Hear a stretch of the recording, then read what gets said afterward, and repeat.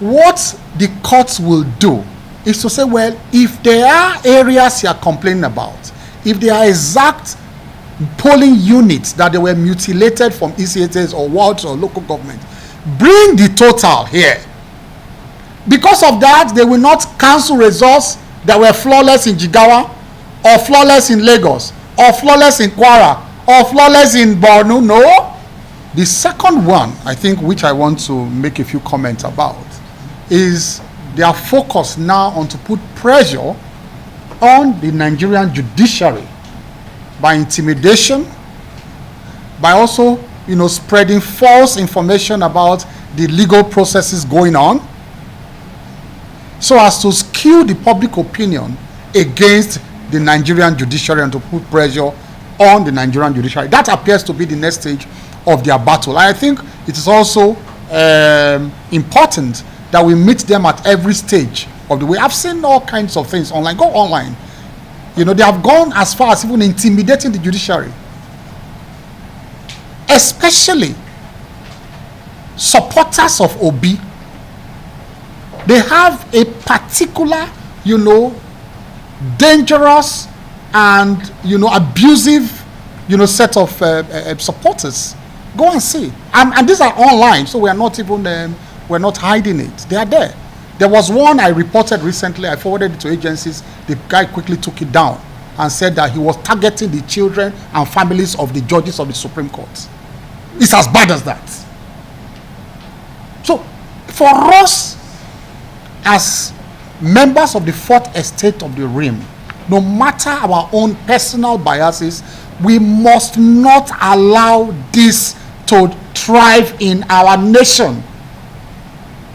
It is unacceptable. We cannot allow it. And I call upon all of you to rise against such attitude. And because you see, the institutions are set up by the Constitution to work and to stabilize democracy. For these younger ones, perhaps who do not know where we are coming from, how the First Republic collapsed, how the Second Republic collapsed, is this exact kind of attitude, especially the Second Republic. And looking back now, I think many of us fell into the era of, jubilating and welcome the army because, since elections didn't go our way, we were happy for the military to come in. That will not happen again. We are wiser for it now. We knew the military took us to nowhere. So we must be very alert as a nation, not to allow these people drag us into that, cul-de-sac again. But let me, address a few of the legal issues. One is the misinformation going around over and over, that there was no automatic transmission of results from polling units. And as a result, BVAS failed. That is not correct. BVAS was principally brought in by the regulations of INEC to capture and verify the voters. It replaced the manual accreditation by the old register. So the register has been done away with by BVAS. So instead of the old manual register, it is the BVAS that accredits the voters. That did not fail. So we should not mix all of these up when we are making our reports. BVAS did not fail because essentially BVAS was still used to accredit voters.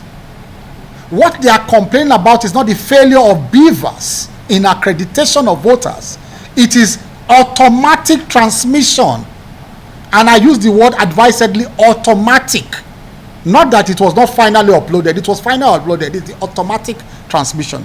Now, the provisions of our Electoral Act, which guides the conduct of elections, does not provide for automatic transmission by BVAS.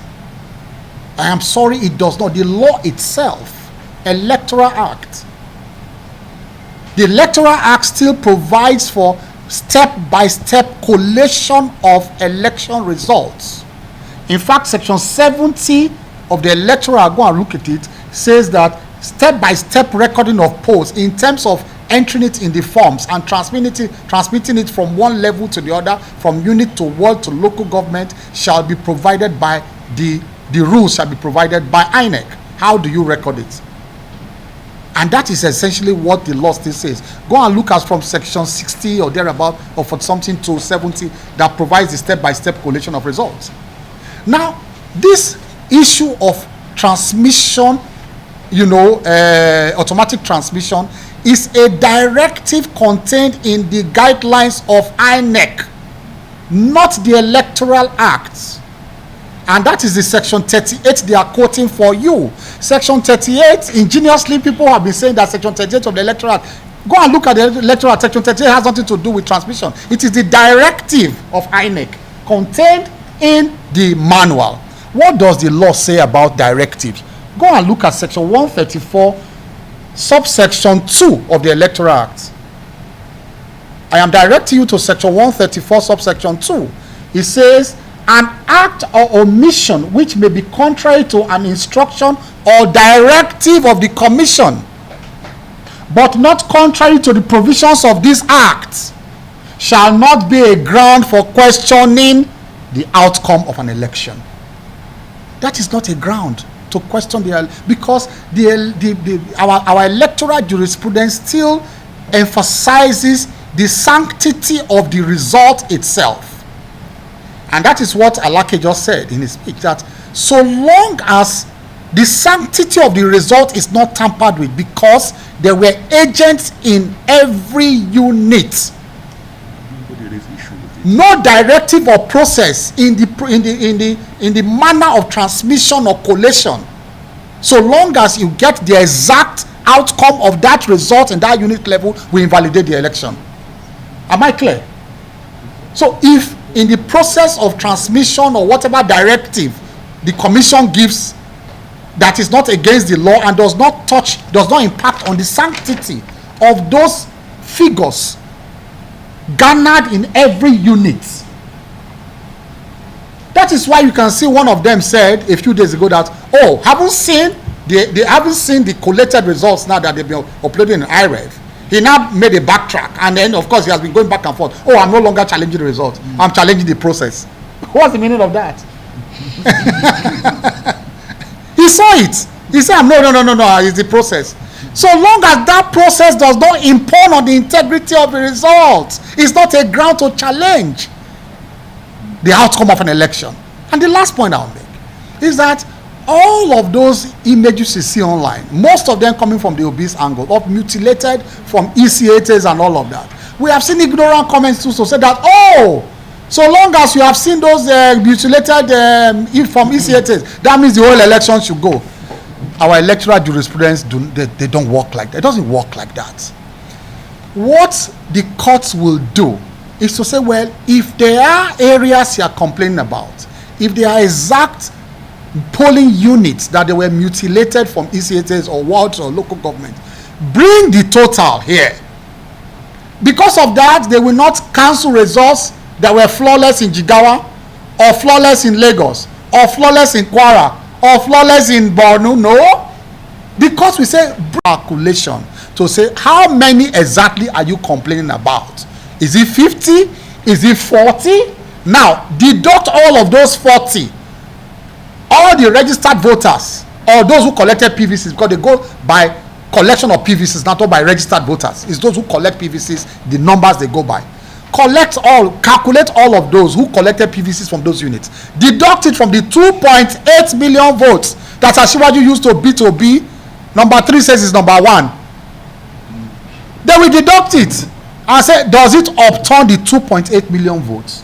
That is our electoral jurisprudence. Let's explain it. You don't use 2-3 examples to say the whole election goes. I hope you understand me. That is how our judiciary works. So please, that is just a few comments that we need to make to highlight and educate members of the public that it is perhaps, and I say this with all sense of respect, for our judiciary, it is a journey to nowhere. Now, the elections of 2007, guess what? I was part of that team of 2007. It was 4-3, a 4-3 split decision. Now, what was the major issue in that election? The major issue in that election that there was substantial non-compliance with the provisions of the Electoral Act because the ballot papers were unserialized.